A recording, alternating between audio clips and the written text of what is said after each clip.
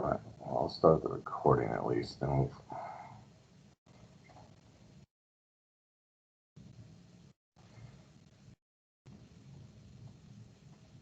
a couple more minutes, and then I guess we'll just get on with it. And then if it's only going to be 9 of us, then the 9 of you better be bringing the heat with questions and be willing to kind of go over stuff and nothing else. Jeremy Cha. Let me look up how to spell it.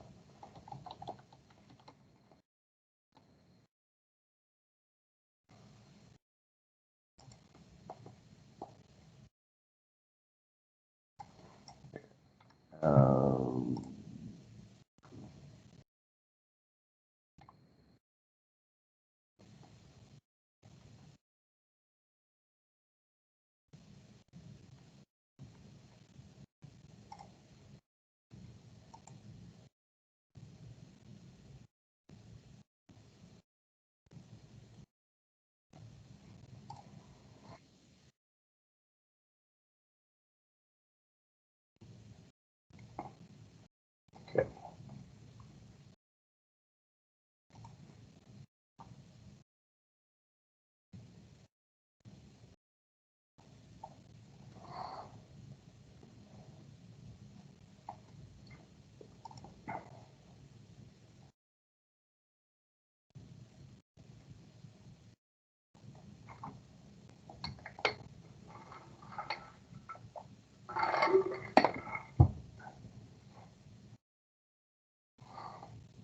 All right. Well, we get enough buffer.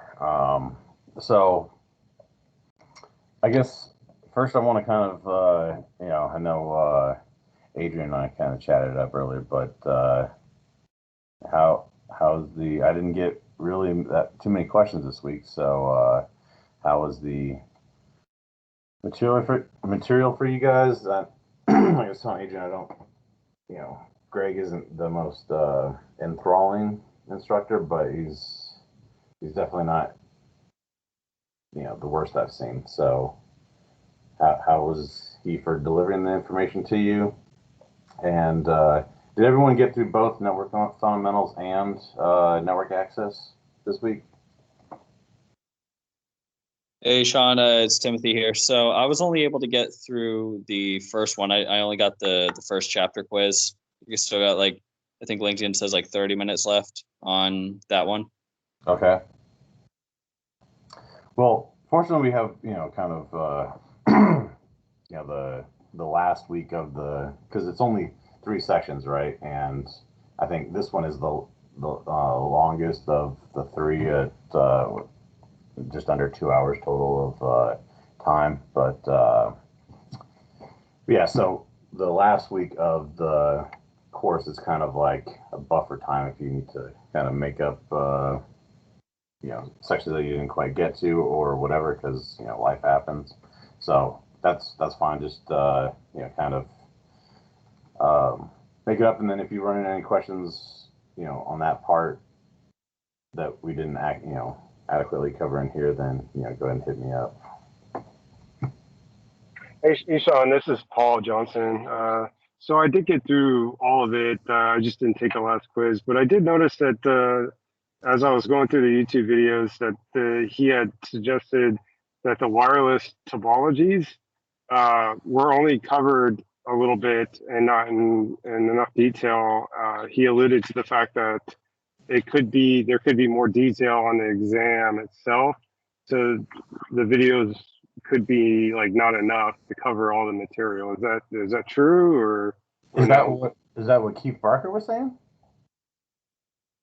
Yeah, correct. Yeah, so he said in the videos, I think it was near the end of the last video, that the network topology he'll cover a little bit, but not in the depth as much as the exam would cover. So I just wanted to clarify if that was true or not. That again, I'm not sure on that because I haven't taken the new CCNA, but I have not heard anyone complaining about the wireless portion being, you know, overly overbearing as far as what they're looking for. I know that they're kind of Okay, so it's safe to assume that it's a manageable risk then by not covering a lot of that material. yeah. I mean the kind of still core of it is still routing and switching. They've kind of, when they did away with all the other CCNAs, right? They kind of made routing and switching, and then they've sprinkled in a little bit, a little bit of wireless, a little bit of automation into it, but it's still routing and switching is still the crux of your core. And then when you get into CCNP is now when you can branch out. But they wanted to broaden it a little bit, but not too much. And also from there are no labs anymore, so you won't have to configure anything or do any actual configurations or show commands to elicit the whatever the answer is. So, which I guess can either be a blessing or curse depending on what your experience level is. But yeah, so I wouldn't worry about it too heavily. And I mean, if they're making these series for it, and you're consistently getting instructors that are glossing over some of the wireless stuff, then that's kind of a hint as well. Okay, yeah, that makes sense. Again, and then some of the other things that I was looking at. I'm sorry, go ahead. Go to the subreddit, and that'd be a good place to kind of pose your question as well, because then you'll get kind of straight from the horse's mouth from people that took it just in the last week or last month or something like that, that would be able to kind of not tell you exactly the answer, but give you a pretty good general idea of what level they're looking for. Okay, and then only one other question I have is the kind of legacy commands and stuff. I know I mentioned earlier in the week that the encapsulation, the 802.1Q, that is kind of deprecated because it's just all the new switches kind of just assume that encapsulation anyways. Yes. Is that something that we should probably still cover, still learn, still know for the test? Because I just assumed that the test would then be able to ask you that question regardless of the fact that it's a legacy command. Yeah, you're not going to need to be familiar with that. I mean, that's it's very old. The only reason why that's even a thing is because Cisco had their proprietary version. It was actually before .1Q actually was a thing. It was called ISL, or Inter Switch Link, and because it's Cisco proprietary, they were all they loved it and everything. And .1Q came out. It's actually much better than theirs. So Cisco was like, all right, well, we'll get rid of it. But because it was ingrained into so many of their switches, that they ended up having this kind of tiered phase out plan of bridge devices that did .1Q but also did ISL to support legacy Cisco devices, and pretty much everything that is all been phased out. So that's why it's not even an available option anymore. The last device I remember seeing as being an option was the 6500, and that's because with the 6500 being kind of a core switch, was intended to be able to connect to a plethora of different devices. But now that those are gone, yeah, you need to know what .1Q is, right, and how trunk encapsulation works, but you don't need to know about the actual command interface to enable it, because that's the only option that you have anymore. All right, I appreciate it, Sean. No problem.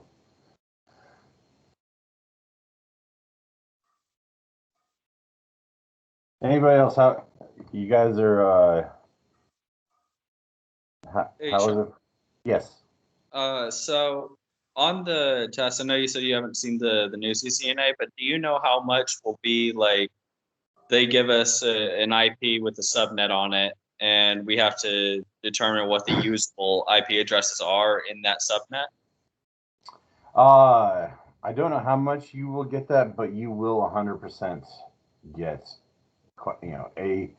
question or questions about subnetting. They'll find different ways to ask it, but guaranteed subnetting will be on the test. I don't think that'll ever go away because it's such an integral.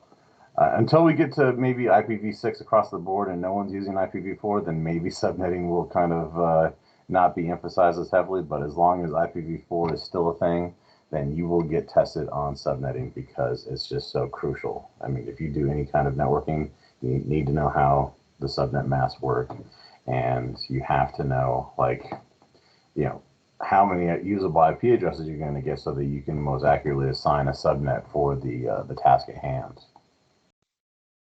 All right, thanks, Sean. And do you know if we'll be allowed to use our notes that we take? Because I know I've already taken like 14 pages of notes on the studying. What do you mean use your notes? Like when we're taking the test, we can use like our handwritten notes. No. Okay. So you can't bring anything. So they do some at-home testing now, but it's proctored. And so my only experience is actually going to a Pearson VUE testing center, which I'm sure a lot of you have done if you have Security Plus. But so you can't bring anything into that room. You will get a whiteboard and you can write stuff down. And here, let me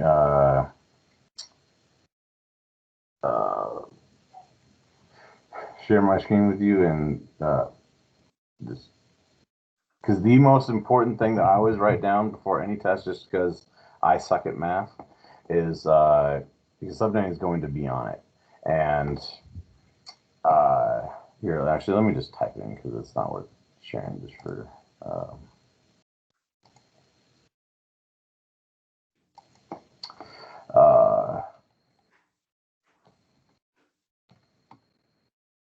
I don't multitask very well, so if I'm. So those numbers, I write them down because those are the values for that last octet in IP addressing. And so when it comes to subnet mask, those are going to be the values that would determine how many usable hosts you have, right? And really, it's only thing above /24 that you really get tested on because that's really the only subnetting that's happens anymore.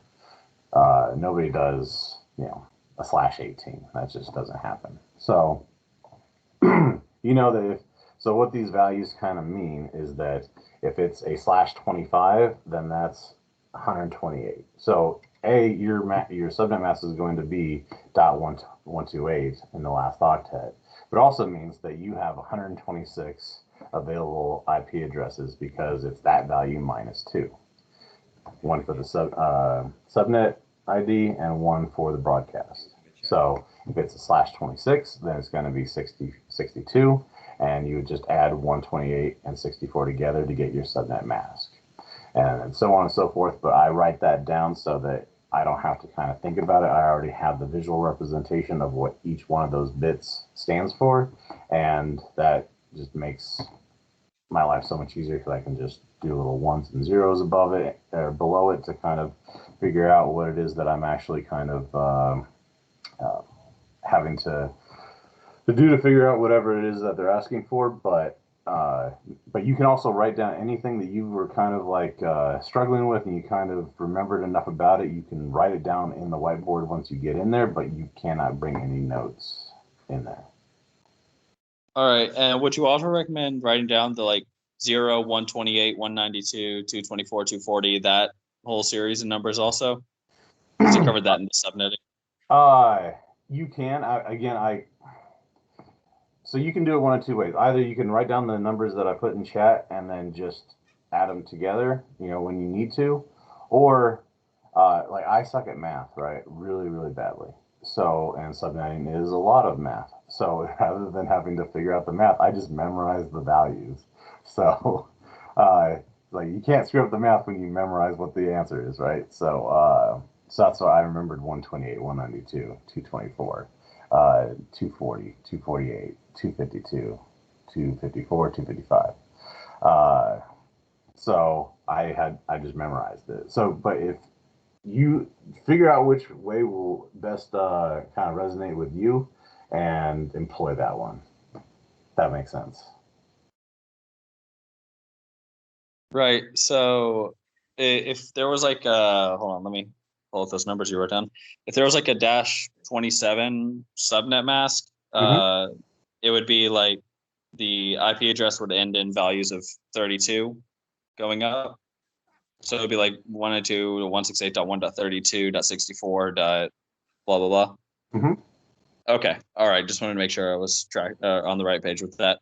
Yeah, just remember, because the first one starts at 0, right? And everyone kind of forgets that. So 0 through 31, 32 through 63, 64 through, again, math sucks, but you kind of get the idea. Got it, Roger. So it's just, is it just the 32 that's the usable IP address, or oh, no, I see what you're saying. So in this case, 32 would be the host, and then 63 would be the broadcast, and then yes, everything else in between is usable. Correct. Okay, I got it now. First and last, unusable. Everything in between, usable. Got it, Roger.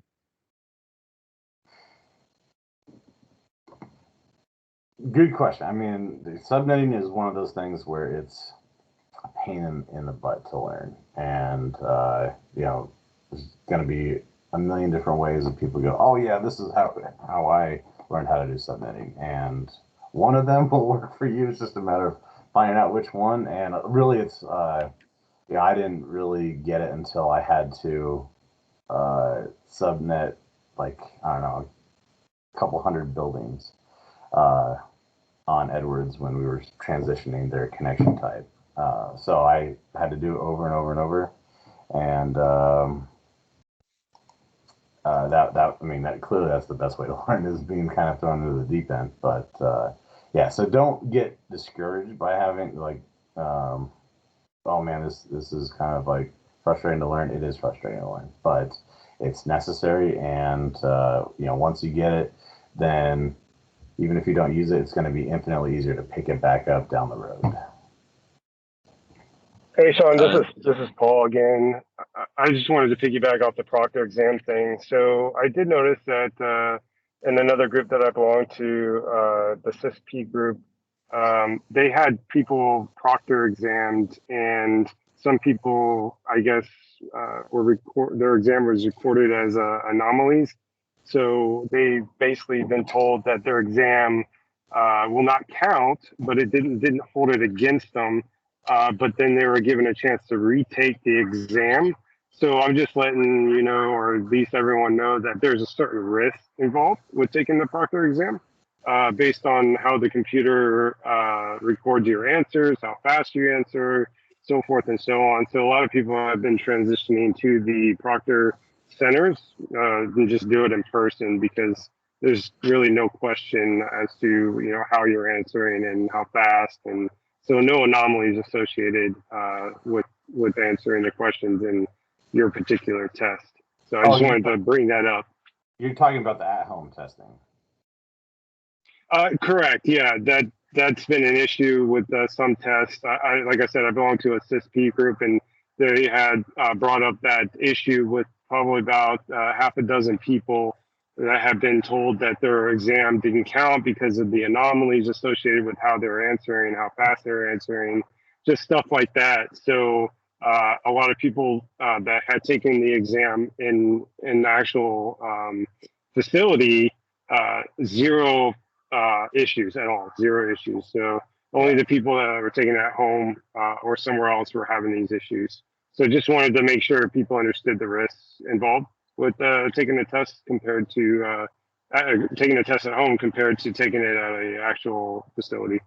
Yeah, and I don't know, like I know that they've expanded it because of COVID, but with how closely most of these certification bodies kind of want to control the integrity of their exams, that I don't see that kind of proliferating much further as far as at-home testing. I'm sure that will still be an option that's available, but not in increased frequency. I think testing centers are still going to be the preferred method, and they may make it to where it's only like extreme circumstances or someone that's not within, X amount of miles from a testing center will even, maybe have the option of doing it at home once, once we get back to full normality.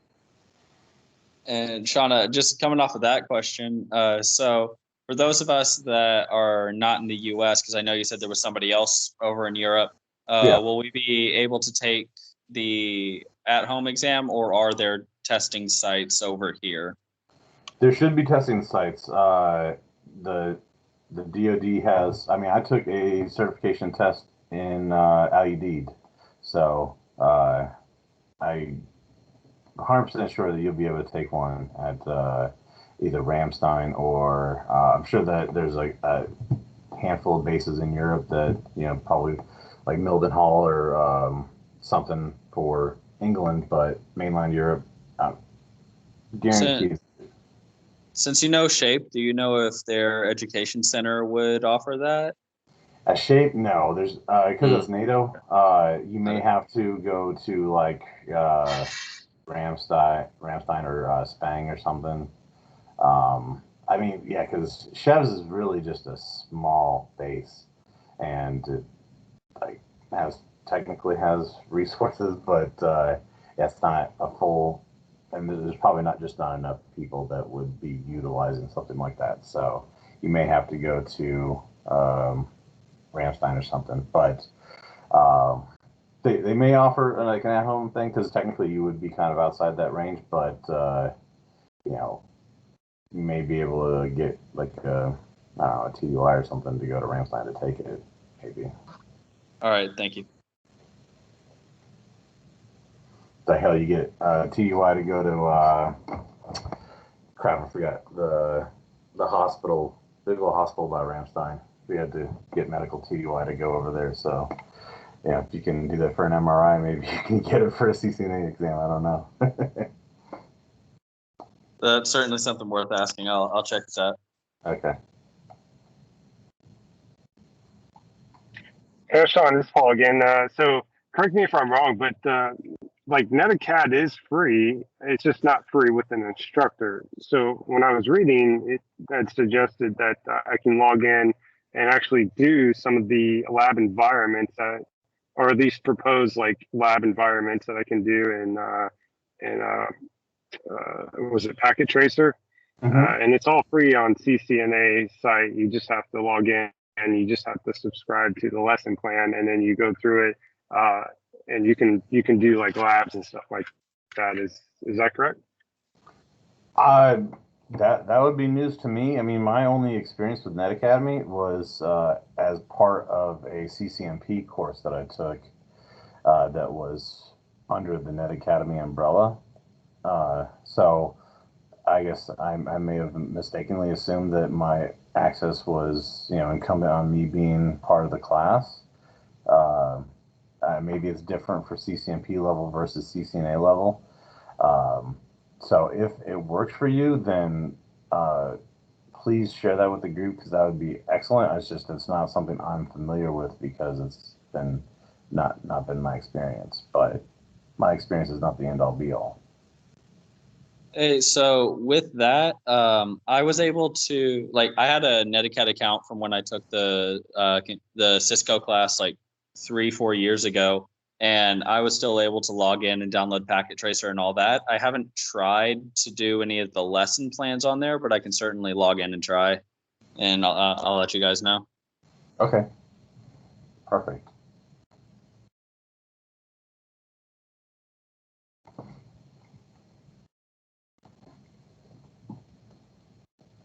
All right, Kim, I see you said you completed it all and a lot of new information. Any questions that you had, or?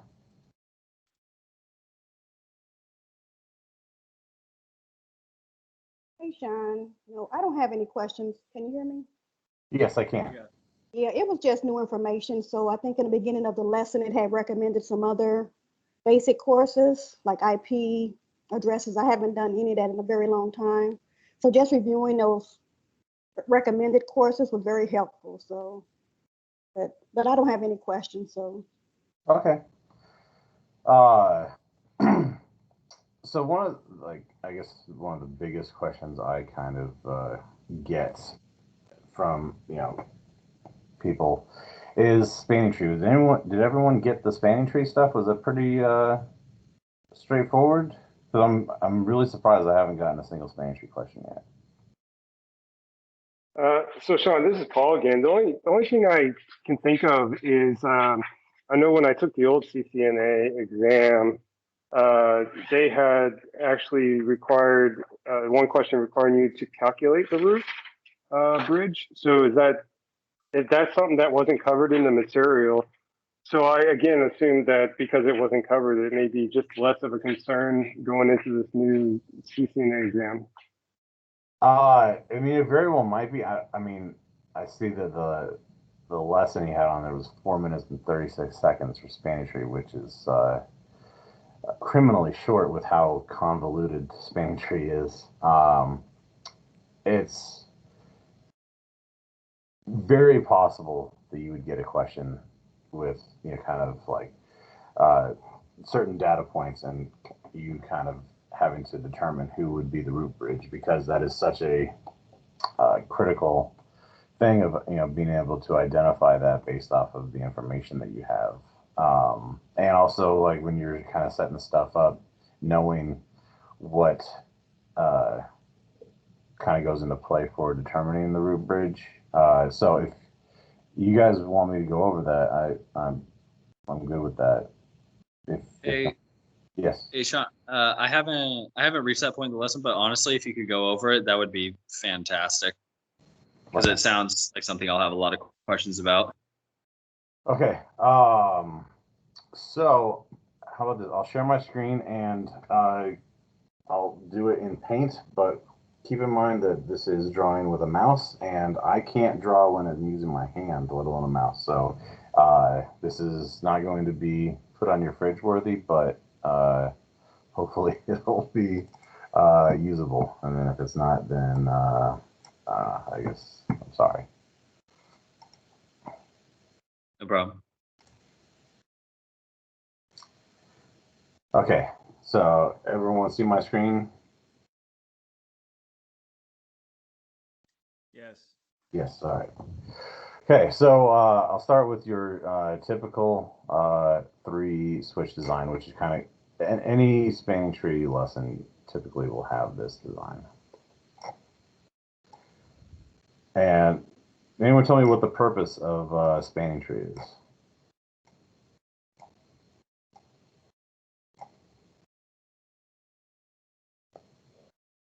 No. Hey Sean, isn't it to prevent the broadcast storms? Not really to prevent broadcast storms, but it's broadcasts do kind of play into one of the reasons why spanning tree exists. So the answer that most people give is that it's to prevent switching loops, which is 100% true. That's what it's for. But then a lot of people don't understand, like, why switching loops exist, or why spanning tree can prevent a switching loop, but you don't need it on a router, right? And the main reason for that is that switches forward broadcasts, whereas routers do not. If a router receives a broadcast, then it kills it. They break up what are known as broadcast domains. Switches, on the other hand, are entirely a broadcast domain. Now, with the exception of if you have different VLANs on them, then those kind of play into segmentation for broadcasting purposes. But these are trunks that just allow every single VLAN across them. Then a broadcast sent out for a switch will go out every port, because that's what it's designed to do. So the benefit that you get with switches, as far as having your MAC address table and limiting, what traffic goes out, what interface goes out of the water when you have broadcasts. So without any safety mechanism, this topology right here is, if you had a broadcast, it would go, let's say this switch sent out a broadcast, it would go out this interface, come in here. Hey, it's a broadcast, I gotta send it to everyone. Then he would send it to out any computers that it has. But it also has this interface, and I gotta send it out. This guy gets it, cool. I gotta send it out everywhere. Also send it out this interface. This guy doesn't even know that it's his original broadcast, so he would then again forward it out all the interfaces, and it just keeps going around and around. And I'll tell you one of the most I don't know, I guess awe-inspiring and awful things to see at the same time is a spanning tree loop, or a switching loop, because spanning tree isn't working the way that it's supposed to, ends up melting your network. You can actually see the network kind of crumbling before your eyes. So what spanning tree does is it prevents these loops by ending up putting one of these interfaces into what's known as a blocking state, and that, let's say for this purposes, it would be here, right? So broadcast can go out here, and then here it would stop because this interface is in blocking state. So it wouldn't forward that broadcast and therefore prevent the loop from happening. So these switches communicate using a protocol, or a datagram that's known as a BPDU, a Bridge Protocol Data Unit. And this has all kinds of information. It has, what VLANs it's using, what the bridge ID is for the switch, because again, this was created back in the 80s. So layer 2 devices were originally known as bridges, and switches became multi-port bridges. So they kept the nomenclature, and for spanning tree purposes, these are referred to as bridges, even though they're switches. So when you're kind of determining who the root bridge is going to be, and the root bridge is the central hub for that particular VLAN, because remember that we use predominantly per, I don't know what I capitalize, per VLAN spanning, or PVST. You see that? That's kind of the way that it goes. So for every VLAN that you have, you create a separate instance of spanning tree to kind of keep them segregated. Now, PVST is like the straight up PVST is the old standard. The one that you should be using is rapid PVST, or it's called rapid spanning tree, depends. There's also multiple spanning tree, or MS. Instead of creating an instance of spanning tree for every VLAN, you can group VLANs into a group. So let's say you want VLANs 1 through 20 to be in group 1. You can do that. And there's also a rapid version of MST as well. It kind of just depends on what your architecture is. PVST is still the most common, because it's what's configured out of the box. So a lot of people just kind of go with how things are there. And actually, rapid PVST is pretty much the standard by default anyway. So these are the modes that we have, and we know there's broken up by VLAN. So these switches send out a BPDU, and BPDU, like I said, gives out all kinds of information. It's for these switches to kind of figure out how the network is kind of set up, right? So one of the things that it also does is it helps determine if there's a loop in the network, because switches come up, they don't have a top-down view like this to know that there's a loop. So what happens is a BPDU will generate, from this switch, go up here, and it'll get through the network, and if it gets the same BPDU that it sent out back on another interface, then that's how it knows that there's a loop in the network. And so it uses it for loop detection and also for sharing all the information. So when you're creating or trying to figure out who your root bridge, that is based off of bridge ID. And bridge ID is made up of two aspects. First is the priority, and second is the MAC address. And this isn't a MAC address of the interface or any device. The actual switch itself has a MAC address associated with the switch across the board, and that's the MAC address that kind of comes into play here. So priority is the most important thing, and remember, for both priority and MAC address, lowest value wins, but you never get to MAC address unless you have a tie in the priority. So priority is the first thing it looks at, and lowest wins. So if you don't configure a priority, then they come out of the box a default priority of 32.768. Now you may see slight variations off of this, which is called extend VLAN ID. So it'll be this value plus the value of whatever the VLAN is. So if it's VLAN 1, then it'll be 32.769. But if you don't configure anything, then that's the value that it's going to have.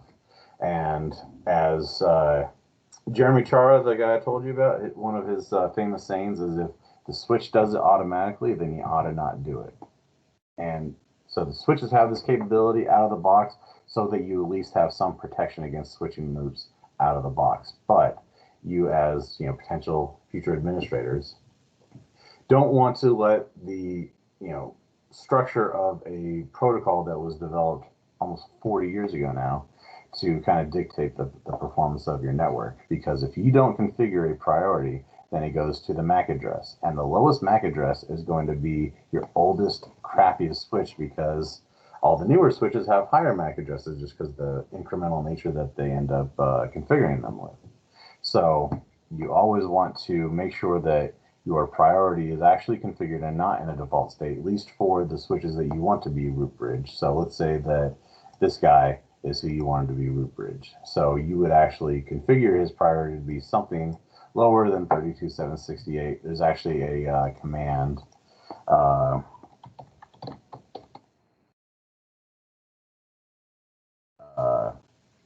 VLAN, because you do it on a per VLAN basis. So let's say VLAN 5 is what you want it to be the root bridge for. Root primary is the command that you would use, and that configures it for a value of I think it's 24,000. They actually go in increments of 4096. Oh, I can. So from 4096 to 8. Again, math is not my strong suit, but you base 4096. You go in increments of that, and that has to deal with the bit that actually is being used for determining the priority inside the BPDU. That's why it goes in that increment. So you can't just make it a priority of 10, because it has to be in one of those increments. So rather than figuring out the number, if you use root primary, then it sets it for 24,000 something. And then you can also, recommended to have, let's say you want this guy as a primary, you want this guy as a secondary, so that so if this switch goes down, you know who's going to take over. And that would be the same command, except for you use root secondary instead of root primary. Does that make sense? Hey, Sean, I guess you brought up a good point about the MAC addresses. I mean, the oldest one is probably going to have the lowest priority, right? But as a network administrator, you should be able to have access to manipulating the MAC addresses too, right? I don't think so. Not for the purposes of span tree, because remember, it's kind of hard coded to that switch, and it's an actual system MAC address. It may theoretically be possible, but there's absolutely no reason to change that MAC address when you can change the priority easily, and the priority is what you should be changing anyway. Yeah, obviously the priority. Yeah, I just thought it would be interesting if you could go about changing the MAC address too, just as a kind of a roundabout way. I'm just curious. It may be possible, but that's never been a scenario that I've even remotely encountered. So, yeah, I'm not sure. And I know that no one would recommend that you go about it that way. That'd be more of a for funsies, let's see if it's technically possible thing. Yeah, I tend to do that to myself a lot. I think outside the box and go down these rabbit holes. So, and this industry standard is definitely the best way. Yeah, no, and kind of always learn the the correct way or the best way first, but one of the best things that you can kind of learn as a network person is the other ways to do it. Because in kind of future certification tests, or just even in general, like, the most correct way doesn't mean that it's the best way for every possible scenario, right? So, knowing multiple ways to kind of get the job done. Let's say a functionality ends up dropping out from a switcher router in the future. Knowing another way could potentially give you a workaround solution. So it's definitely a good way to go about it. But don't let it kind of clog your thinking when it comes to either solving problems or answering correctly on a certification test.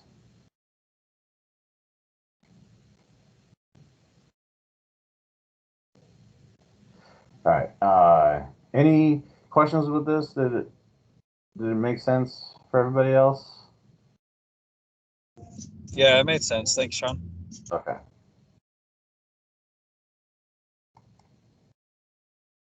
I think if you can go over another example, I think there was one that I was looking at earlier in the CCNA Reddit group, but I think a lot of people were having issues wrapping their head around when you do have these 3 switches, but one of them is actually a layer 3 switch.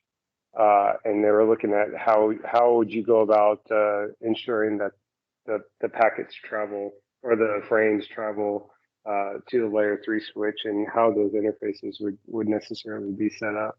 I don't know, like, I haven't done it before either, but I think intuitively I know how about going to do that. But I thought maybe that would be a good example to cover, just to kind of see the difference between layer 2 and layer 3 switches.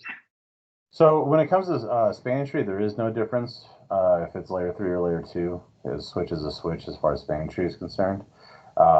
Now your layer 3 switch, that's the one that you would want to most likely be the root bridge for your network. So it'd just be about that layer 3 switch, making sure that you have everything configured so that layer 3 switch will be the root bridge. So making sure that you have it configured as root primary, and make sure that no other switch is configured for that.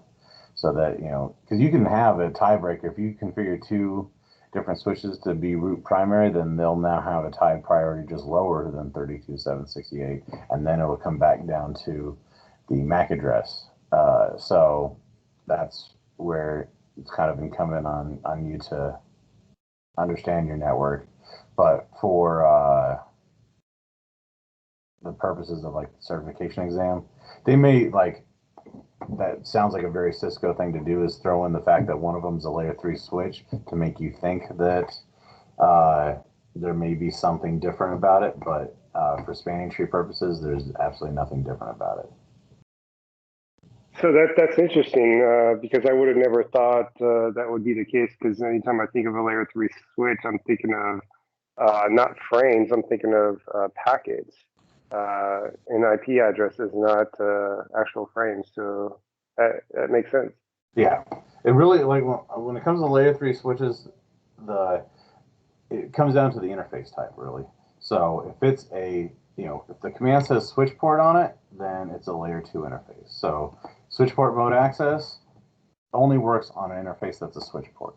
So that's a layer 2 interface, and then that's potentially involved in spanning tree. Now, if you do no switch port, now it's a layer 3 interface and will not participate in spanning tree. So that is a potential difference. If you have a layer 3 switch and you do no switch port on it, then that would no longer be an interface that spanning tree would recognize, because it's no longer capable of participating in a switching loop. So it's absolutely possible for that layer 3 switch to have both switch ports and no switch ports. So you can mix it up a little bit. 100%. So typing in the no switch port, that just changes it from layer 2 to layer 3, basically? Correct. Okay. It turns into a routed port, and then you can configure an IP address on it. You can configure routing protocols on it, all that type of stuff. But until you do, no switch port, none of those configurations will be like available to you. You have to kind of tell in.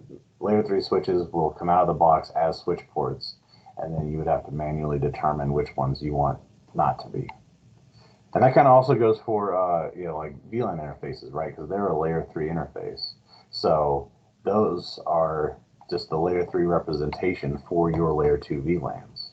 But that's a routed port that kind of I don't know if they went over, but did they go over router on a stick?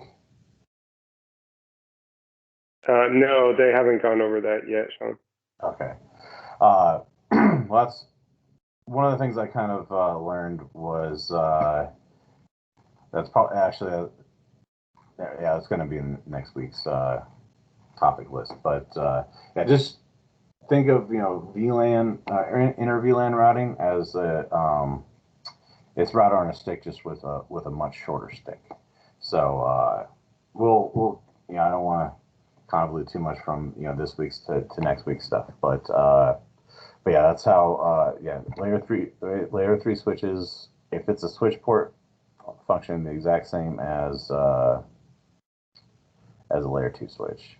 It's the straight up layer 2 switching is like not becoming less and less common.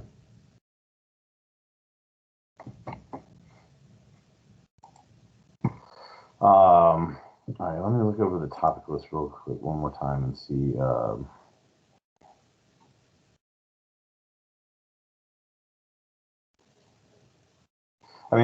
lot of this stuff, fortunately, especially in the network fundamentals, is if you guys have been to any other training, I know, Paul, you have, but the OSI model and the TCP/IP model is the same whether you're in a networking course or a security course.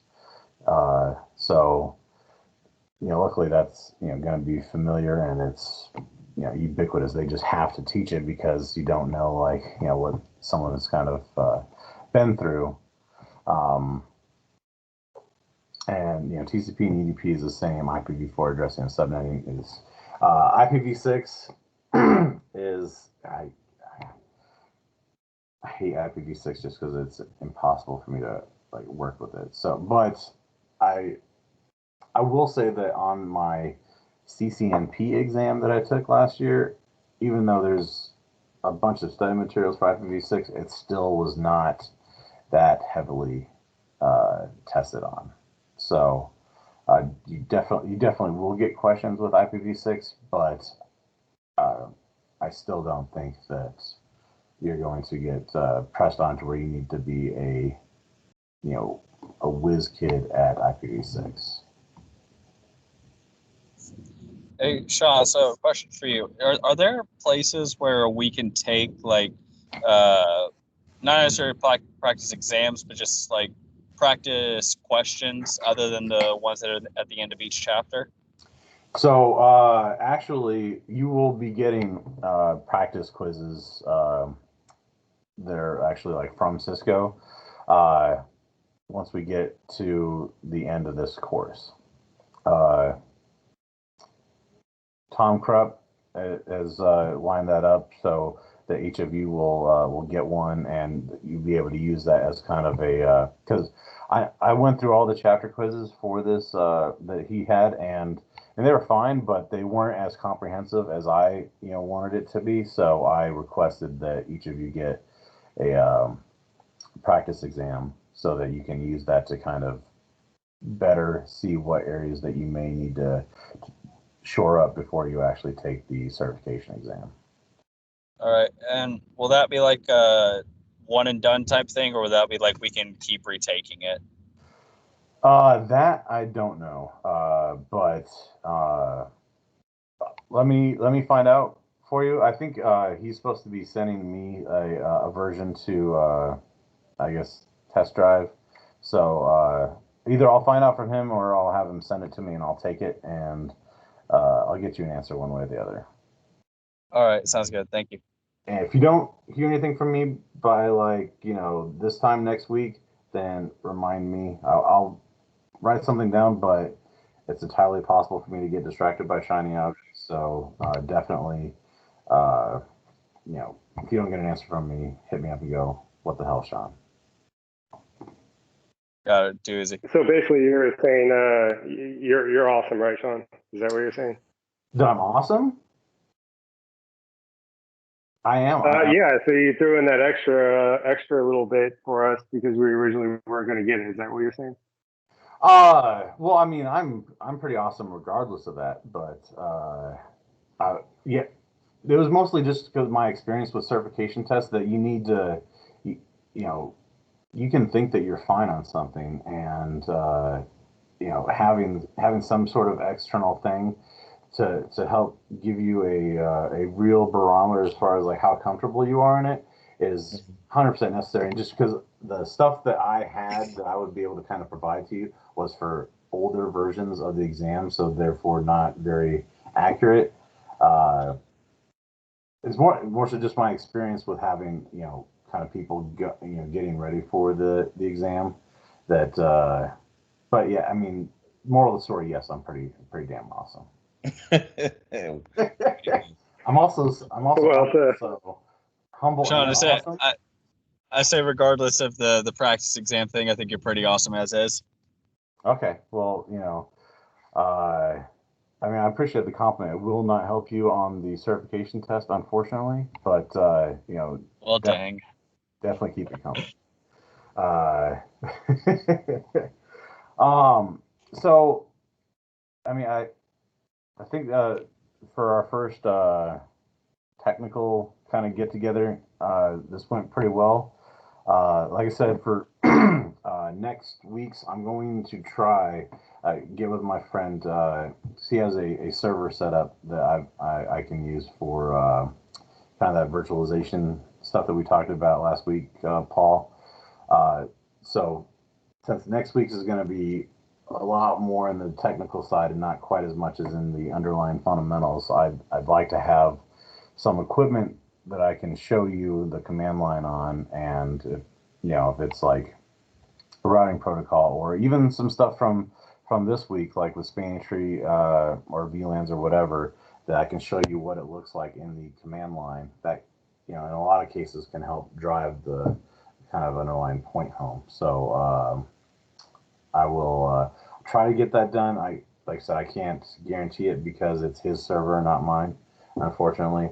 But I'll make a concerted effort to get that for next week's session.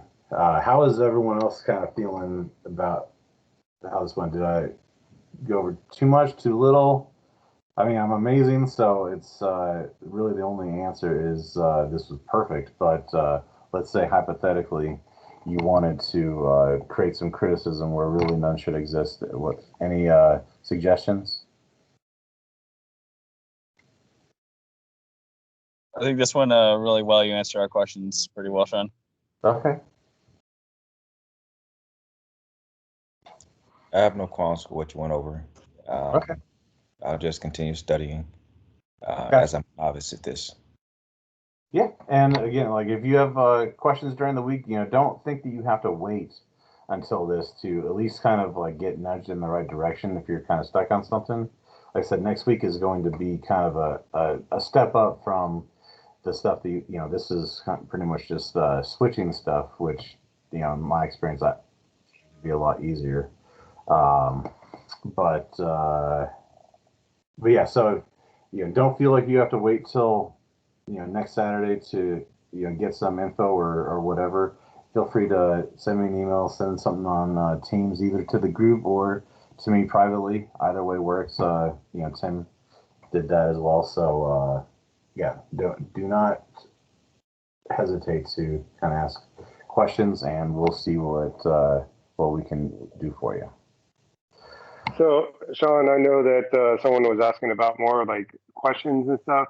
Just to confirm, like the Keith Barker, he does have a test bank of like 200 questions that I think he put together. So those are available in his YouTube channel itself.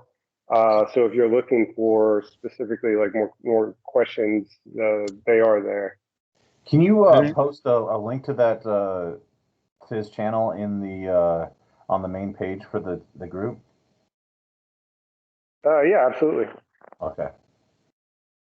Because that'd be great. Like I said, Keith Barker is really good.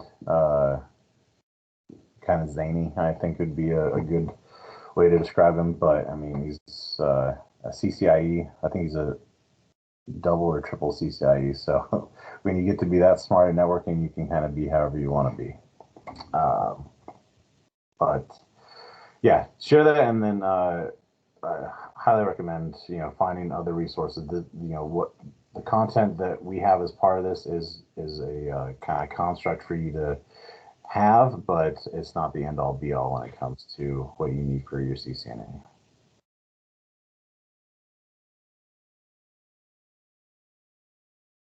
All right, well, cool. If nobody has any remaining questions, then I will get this saved, and again, this will be available for everybody on YouTube. Tim, were you able to watch it last week, or did? I wasn't able to get around to it. Life happened, and I was super busy this week. So I'm gonna try to do that over the weekend. Okay, I mean, no worries. I mean, it's not critical to the actual content, but I was just curious. Okay, well, it will be up there, and I'll share the link once I get it uploaded. So I want to thank you guys for coming out. Hopefully, we have a better turnout next weekend. I'm hoping that it's just Memorial Day weekend that has a lot of folks busy. But again, thanks for your hard work, and then just keep at it. Thank you. You have a good one, Sean. All right, you too. Yep. Enjoy your weekend. You too, man. Thank you. Have a good one. All right, you too.